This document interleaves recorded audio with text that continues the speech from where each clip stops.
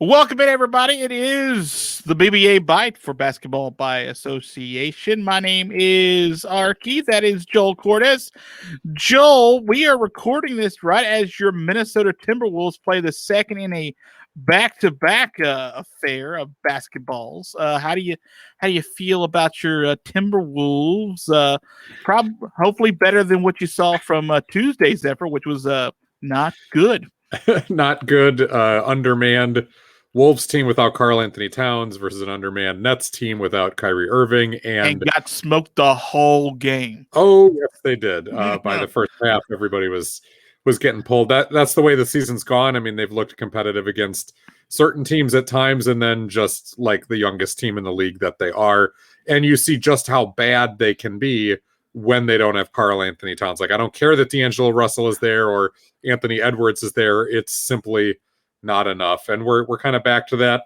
What's the path forward for that franchise type of thing? I think we're inching closer and closer to a time when Karl Anthony Towns probably wants out and has moved. And geez, we've played this game before in Minnesota. Garnett, Kevin Love, Right. you know, and any big star that we draft who has a K to start their first name, it's just not going to end well, it seems. Hey, it's just it just shows that like Minnesota gets up for the big teams like the Knicks, like right. The real basketball teams of New York. Yeah, when Julius Randle comes to town, you take it seriously. Right. That's what you don't just play around. Like, listen, I see Kevin Durant over there on a minutes restriction. That is not an Emmanuel Quickly. Okay, Emmanuel Quickly, you pay attention to.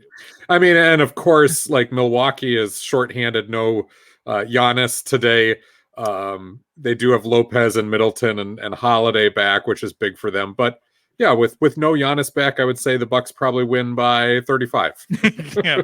Well, that's what I'm hoping. I have money on them minus 10.5. So all right, good deal.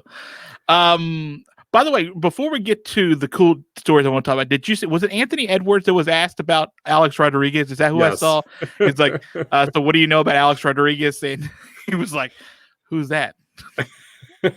Which was such a great line. Like it wasn't him being cool. It was him legitimately being like, I mean, I know he's going to be the owner. I don't know anything. Right. And the reporter was like, the baseball player is like, I don't know what you're saying, but okay. Oh, to be that young again, and you get to live in your own little world.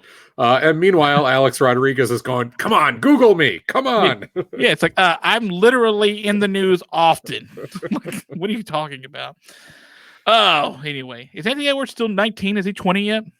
I don't think he's 20 yet. That's pretty awesome. I mean, I assume Google's installed on his cellular telephone device, but yeah, he's 20 in August, so he's still 19. Golly. That's all right. I mean, it is really interesting though.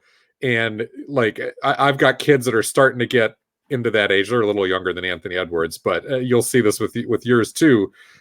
As they get to that certain age, and the stuff that you take for granted as common knowledge, that to a kid or even to a late teenager like Anthony Edwards, we forget how young he is. Like, just it is not common knowledge. They did not come up with that. Just like you could be talking to your parents or your grandparents, and they're like, I can't believe you don't know who Miles Davis was. And you're like, the only reason I know who Miles Davis is because I watched Happy Gilmore one time, and my kids don't even know who Happy Gilmore is. So, that great circle up. Born in 2001, that's really old times. That is really old field. 2001 and killing it in the NBA. Let me just say, Arky, Shea, as someone who's a little bit older than you, it gets worse. I really don't look forward to it. I don't. It started, I don't know, 7 or 8, maybe 9 years ago, when guys younger than me, I really started noticing having a lot more money than me. Like NBA players, like guys, like maybe it was Sam Bradford, like when he first came into the NFL, when he got like the last guaranteed first round #1 contract, and you're like, I'm 5 years older than that guy. What's going on? Like, that guy's just coming up making all kinds of freaking cash for throwing a ball. Please, I'm entertaining here. Blame the jeans. I will. Right? That's for all of us. I will blame the blue jeans and my parents. So I get it all done at once. Let's lead, I think, with the biggest news consequentially for the NBA, and that is Jamal Murray out with an ACL tear. And it was so unfortunate because he's been so good for that Nuggets team, and that Nuggets team has gotten so hot with him sort of being one of the main two or the big two guys to get them hot before they added more pieces just recently from the trade deadline, and they were really making a serious push to be one of the best couple of teams in the West going into the playoffs, especially playing like that. They still were. And now you lose arguably your one, maybe worst number 2 guy on that offensive side. And that is a killer for Jamal Murray, who's been so good. And I know it can happen anytime, but to happen so late in the game, just like when did you watch when the injury happened? I watched the replays of it. Yeah. In the replays, were you able to see Steph Curry's reaction? No, but I saw kind of everybody else leaning around him almost immediately after it happened. It was kind of like, we know exactly what this looks like. Mm-hmm. Such a huge blow to Denver. So let's just sort of talk about it. What is the fallout you think here for the Nuggets? How good can they still be without a Jamal Murray type? And is it? I never want to say it's fortunate. Is it helpful that they get like a month before the playoffs start to sort of try to figure out what this new type of adjusted offense is going to look like? Oh, yeah, that's absolutely helpful that you have some time. Murray has been in and out of the lineup a few times. He's played 48 games on the season, so he's missed a handful here and there. All is not lost for Denver as far as being a contender, but a lot is lost. Murray's ability to play on the ball and be a guy who can initiate plays and run a play through from start to finish. They don't have a lot else on that team besides Nikola Jokic to do that. Will Barton is the closest to a guy that you really can hand an entire possession to, but you don't do that with Will Barton for an entire game. He's a guy that you run, a couple of plays for here and there, and more often than not, he's going to be on the receiving end of things. Murray's ability to break down a defense, get into the lane, but also to be able to play off the ball. How much do the Nuggets initiate possessions with Nikola Jokic, right? And Murray's ability to play on or off, to be a spark guy or to be a secondary guy is really what makes him such a nice fit with Nikola Jokic. So that's what they're going to miss. But all is not lost, and this is where the Aaron Gordon arrival becomes even so much more important because, Murray is their second leading scorer, 21 points a game. Michael Porter Jr. isn't that far behind at 17. We know he can probably score a little bit more with a few more touches, and Porter's going to get that. So it's a big moment for him to step up. Barton's scoring about 13 points a game, and he is a guy who will take as many shots as you will give him. He's going to get more of those looks now. Aaron Gordon, we're going to find out. He's looked really, really nice as like the third, fourth piece there, and a guy who, as a cutter and kind of a secondary option, he's looked really helpful. We're going to find out how good Aaron Gordon is because the stakes just went up a lot. I don't think he has the same burden that he did in Orlando because the talent still around him is that much better, but it's not that far off. The burden goes up enormously for Gordon, not just to be a play finisher, but an initiator, to knock down more shots, to be able to hold his own defensively.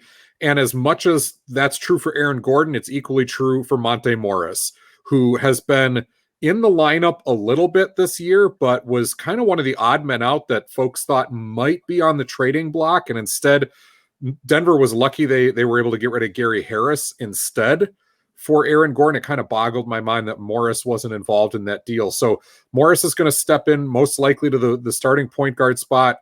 Of course, you're going to get Facundo Campazzo, who's been a really nice yeoman backup for them. He's going to play bigger minutes. So all is not lost. There's enough depth here to keep them afloat and keep them as a very, very competitive team.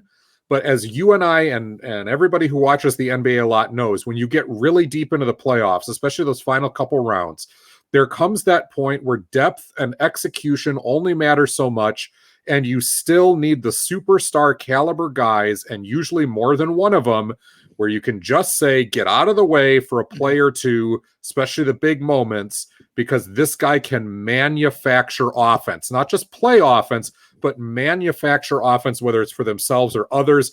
And that is one of the things that Jamal Murray can do. It is one of the things that the rest of the guys not named Nikola Jokic cannot do. Yeah. And Murray showed us that. Murray showed us that, like, that guy in big time situations in the bubble in the playoffs last year can go toe to toe and can score, can go one-on-one defensively with guys, can match dagger for dagger.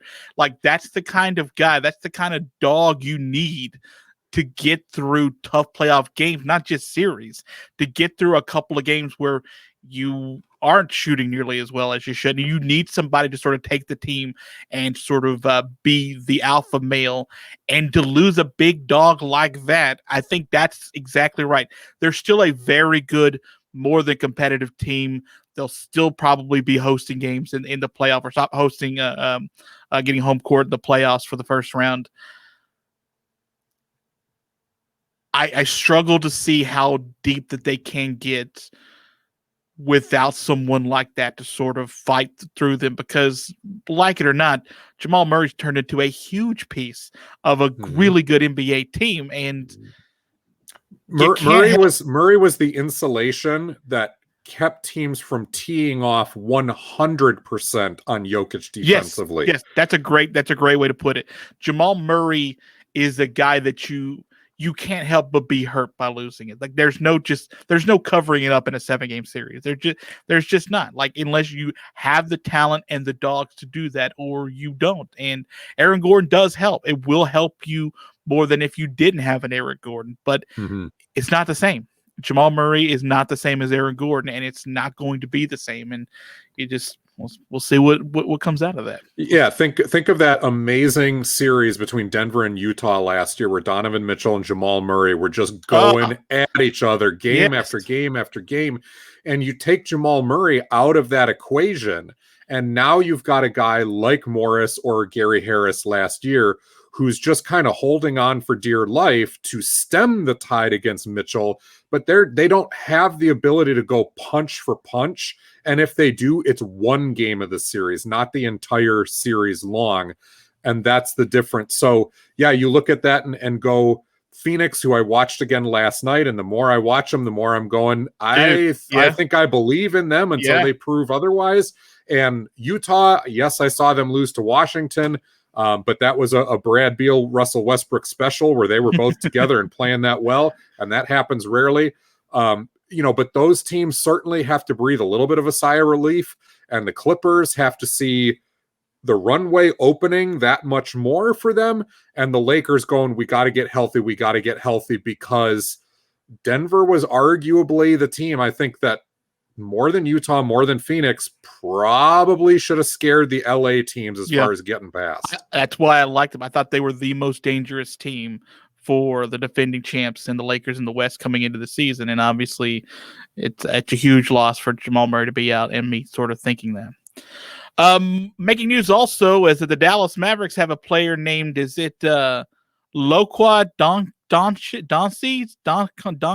Anyway, some guy who's not from here, had something to say to the reporters about the play-in tournament that's a part of the end of the regular season this year, just similar to as it was last year, but a little different, as Luka Doncic does not like the play-in tournament at all. In fact, he says, quote, "I don't understand the idea of the play-in." He said, "You play 72 games to get in the playoffs, then maybe you lose 2 in a row and you're out of the playoffs. I don't see the point of that," end quote. Mavericks owner Mark Cuban echoed the sentiments by saying, quote, "The worst part of this approach is that it doubles the stress of the compressed schedule. Rather than playing for a playoff spot and being able to rest players as the standings become clearer, teams have to approach every game as a playoff game to either get into or stay into the top 6, since the consequences, as Lucas said, are enormous. So players are playing more games and more minutes in fewer days," end quote. He also said, "In hindsight, I think this approach was an enormous mistake," as also speaking on it being unanimously approved by the owners.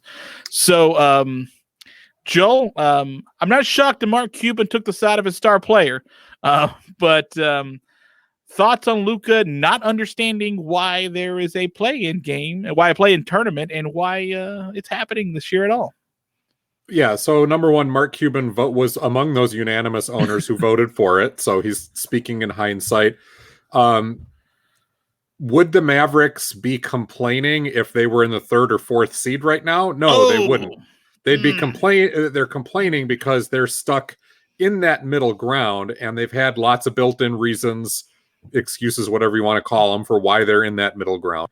I don't understand their lack of understanding for this. Because you could be science, right? you could be out in 2 games. Well, back in the day, in a first round series, best of 5, you could be out in 3 games. So it's not that far off. And when he's like, well, we play 72 games to get in the playoffs, and then we might not be in. It's like, yeah, you could last year have played, well, let's say 2 years ago, because they did a little bit of a play in last year sort of scenario. You could have played 82 games and not gotten in, right? You still have to reach the threshold that is set. And this is still an expanded field. So, yeah, what you're doing right now, Luka, is playing 72 games to get a top 6 seed. That's what you're doing. And if you don't get the top 6 seed, you are getting an olive branch that you don't have to only be your 7th or 8th seed to get in. So, again, they may be under the stress of where they are in the standings. And yes, the schedule is compressed not only this year because of COVID in general, but because you had all of the postponements, right, at the first half of the season where we had a lot of games paused because of COVID. So it is exacerbating that, but that has nothing to do with the play-in tournament. The wacky schedule is a product of the times, and to me, it's just one of those, like, recalibrate your thinking, dude. While you're complaining about 72 games and maybe not getting in, you actually have more insulation that if you have to rest your guys and if you fall into the 10th seed, you still have a shot at getting in. Like, this is a glass half empty, half full, and I think it's trending more towards half full here. It's such a weird thing. First of all, they're in the 7th spot right now. So, sure, you would have been one of the guaranteed spots in a normal year, but you know what? You're only 3.5 games out of being like, oh wait, we're one of the teams that still gets to play in this 1-game playoff, and maybe we get to keep playing as a 10 seed. It's so. It sounds like end of the year crabbiness, right? Yeah, it's a little disingenuous, right? Like, don't tell me you don't understand why they didn't do it. You know why they did it. There's an excitement level to it. The NBA, so many times the NBA, first of all, Mark Cuban literally in his questioning of it said, we used to be able to just rest guys and sit them down for a while when the schedule, when the standings became clear. It's like, and Adam Silver's going, I know. Yes, Adam Silver saying to all the NBA fans, we don't want that. We're not interested in seeing that. The fans have told us that. So the whole point is to try to make things more entertaining if they can, and this is a way to do it. You're not saying to the Suns right now, hey, listen, you have a 1-game playoff to get in.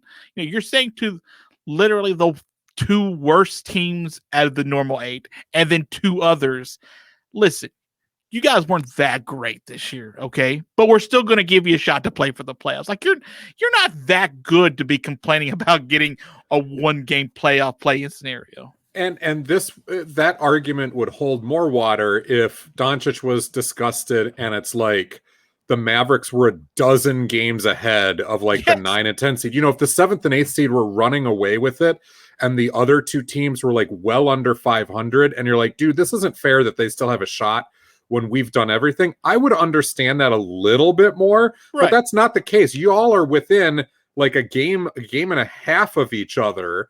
And how is this any different than NFL, Major League Baseball, or anybody who uses like a bye week system where teams with the best record earn extra rest, Right. and the other ones got to fight in order to keep it going, in the wild card game or whatever it is. Like, this is not so far out of the realm of sports reality that no one can comprehend this. And Cuban made the statement, which was it was dripping in illogic, when he's like, at this point, I guess we should just let all 20 teams in. We should just do that. Well, okay, then really what would you be playing for in the regular season? Right. If everybody gets in, then there is no point to that. It's just an exhibition. It's an 82-game exhibition schedule. Yeah, you're just playing for Top Shot rewards, right? Like, you're just trying to play for like highlights that people can go on.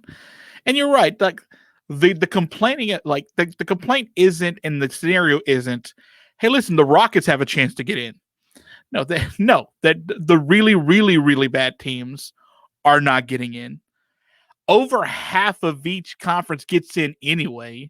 You just have to go through 2 extra hoops to keep playing with the big boys. Or Dallas, win more games down the stretch and get to the 6th seed and don't even worry about any of this. Yeah, they're a game and a half out of the 6th seed. That's what they could do, right? Like, if they're the 6th seed, no problems. Right. Listen, I know you've had issues with Kristaps Porzingis being healthy and playing consistent minutes and stuff. I get it. Listen, I would love for you guys to be better too, but we're talking about 2 extra games. 2 extra games to continue playing when you're already playing 10 fewer games. And by the way, I think the finals are scheduled to go through like early July if they go through that late, right? Like, so yeah, it's compressed, but you're still getting a lot of leg room to sort of stretch out. And Mark Cuban and your coach and really anybody inside that arena can sort of let you have a couple of days off if you want. Like, and it's happening everywhere. It's happening on the other reality of this is you're the 7th or 8th seed, Dallas. If you're that low and you're playing the 1 or the 2, the track record of you actually winning said series coming up isn't all that great. So yeah, what's the 8 being the 1, like once in the NBA? It's happened a couple of times. Oh, I thought it was a Mavericks team actually that was one of the teams that. Right. Well, the Mavericks losing to the Warriors was a 7-game series. Obviously, the Knicks beat the Heat.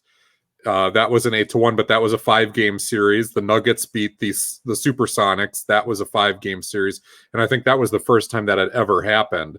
There might be one other one floating out there in recent memory, but those are the only 3 that I can think of. So it's rare. But even a 7 over a 2 is awfully rare as it is. So Dallas, your mission remains the same. Get into the 5 or 6 seed where there is a much higher probability historically of you winning a first round. And then, all bets are off when you get into the semifinals. But doing that, and you don't have to worry about the play-in game. Like, this is so simple. And if you're complaining about being in the 7th seed, the complaints, they just don't hold any water. I don't know. And it does, you're right. It kind of sounded like Cuban was just backing up his guy, but for him to try to elaborate on it and to add like more logic to it just digs a bigger hole. Yeah. If I'm Cuban, I'm just like, yeah, what he said. Anyway, next question. I'm good.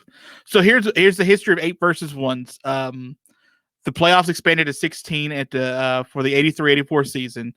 It's happened 5 times that the 8th seed has beaten the 1. First time was 94 Nuggets beat the Supersonics, best of 5. That was a Robert Pack. Okay, nice. Yeah, and that's the iconic Dikembe Mutombo, on the floor, clutching the basketball, tears of joy. That was a huge thing. I remember that. 99, my New York Knicks, of course, went on, should have won the championship, but whatever. Beat the Heat. That was also in 5 games. Mm-hmm. 03, it went to a best of 7. The Magic had a 3-1 series lead over the Pistons, but Detroit took control in Game 5 and won in 7. First time a number 8 defeated a number 1 in a best of 7, though, was in 2007 when the Warriors beat the Mavericks. Right. That's the We Believe team. That's right. 2011, the Grizzlies, who had not been in the playoffs for 5 years, beat the Spurs. Oh, yeah. I forgot about that. Yep. Zach Randolph beating up on Tim Duncan, averaging 22 and 9, which is pretty good. And the 76ers, Drew Holiday's 76ers, knocked off the Bulls in 2012 at 6 games. I completely forgot about that one. No, that's the Derrick Rose gets injured during the series, though. Yep. You're right. So that one is such a massive asterisk. I think a lot of us have forgotten that one. Yeah, and I think that makes sense. It's like who was it? I'm trying to think of the injury that happened in just the last few years that just completely changed. Was it one? It's Kevin Love and Kyrie both getting hurt in that finals that they end up losing, I think, to the Warriors. That didn't.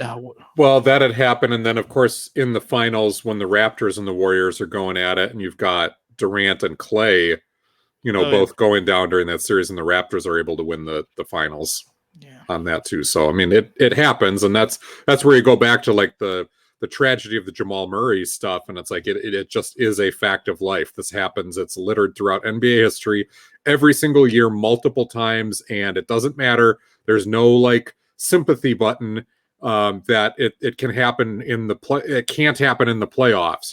Like it happens in playoff rounds too, and it happens in championships too, and it is what it is, and that's where the cliche of next man up really comes in. It happens to huge players, important players, and lesser known guys, right? Who check in and play 5 minutes, and it happens to them too. So it's fickle.